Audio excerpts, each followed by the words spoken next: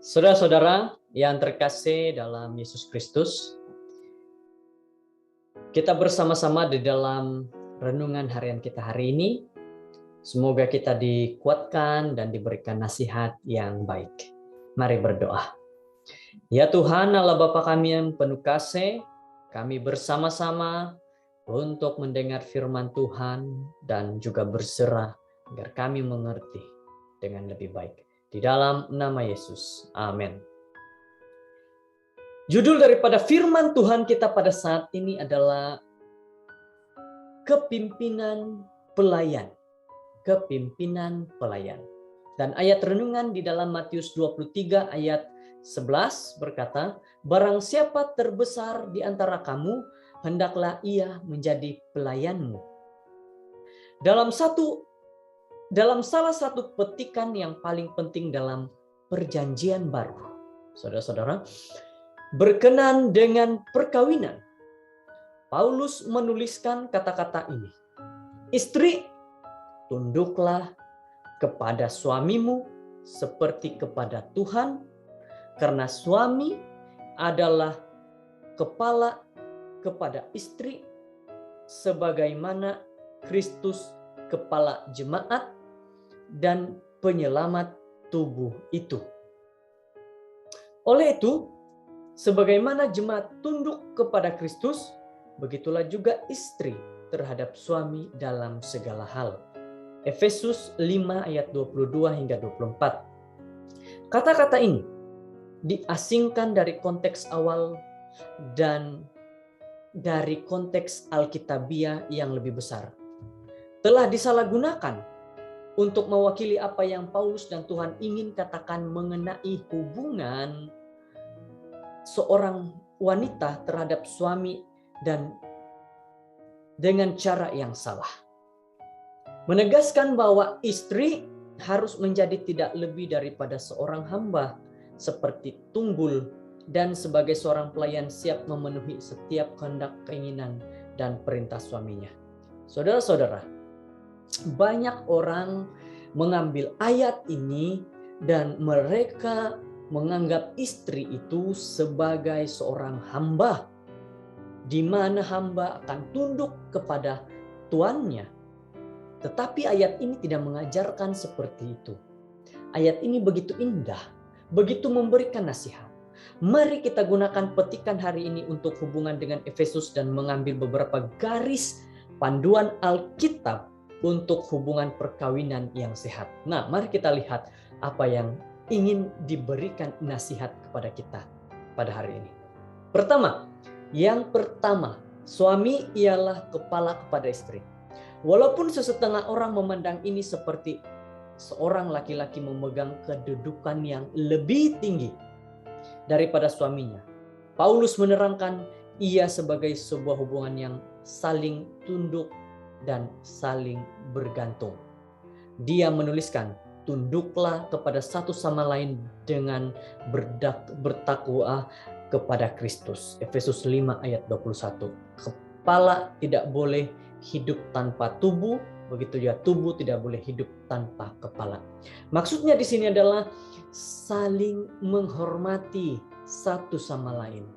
Istri tunduk berarti menghormati, suami menjaga kepada istri berarti menghormati juga. Para istri, tunduklah kepada suamimu seperti kepada Tuhan.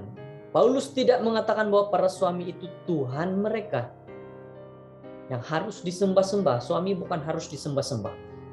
Tetapi sebaliknya bahwa mereka mengatakan bahwa para suami, sebaliknya bahwa mereka harus berbuat terhadap suami mereka dalam sikap tunduk yang sama seperti yang mereka lakukan kepada Tuhan. Bagaimana tunduk kepada Tuhan? Yaitu mengasihi Tuhan, menghormati Tuhan, benar-benar mengetahui bagaimana Tuhan adalah satu-satunya yang dapat menolong. Jadi apabila seorang suami bertindak seperti Yesus sebagai seorang pemimpin dalam keluarga ataupun pelayan, maka istri mendapati ia mudah untuk tunduk kepadanya, hormat, mengasihi, sikap saling menghormati, saling melayani. Ini adalah apa yang Paulus maksudkan dalam ayat 21, yaitu menghormati dan saling melayani. Sama-sama rata, tidak ada yang beza, sama-sama.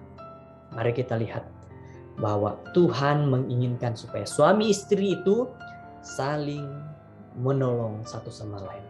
Kata-kata Paulus dalam Efesus 5 ayat 22 sehingga 24 tidak seharusnya dalam apapun cara memberikan para lelaki alasan untuk menganiaya istri mereka atau untuk menuntut penurutan yang tegas daripada mereka. Lagi pula Paulus meneruskan ajarannya kepada para lelaki dengan memberitahu mereka untuk mengasihi istri mereka sebagaimana Kristus mengasihi jemaat. Ayat yang ke-25. Yesus melayani jemaat dengan mati untuk mereka. Oleh itu para suami harus melakukan segala sesuatu untuk melayani istri mereka, bahkan sampai ke tahap mati untuk mereka jika perlu.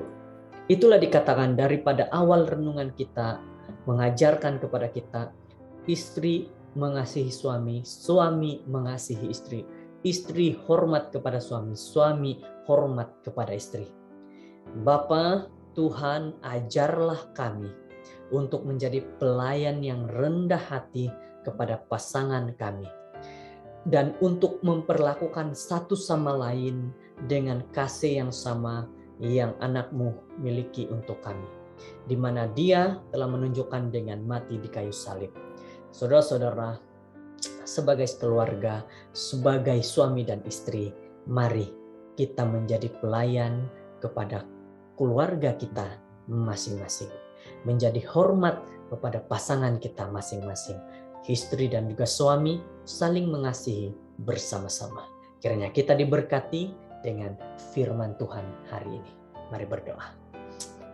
Bapa kami di surga, kami sangat bersyukur, berterima kasih kepada Tuhan atas segala berkat dan juga pimpinan yang telah Tuhan berikan, sehingga kami dapat mengerti dengan baik firman-Mu, sehingga kami dapat mengetahui apa yang Tuhan ingin kami lakukan dalam keluarga kami.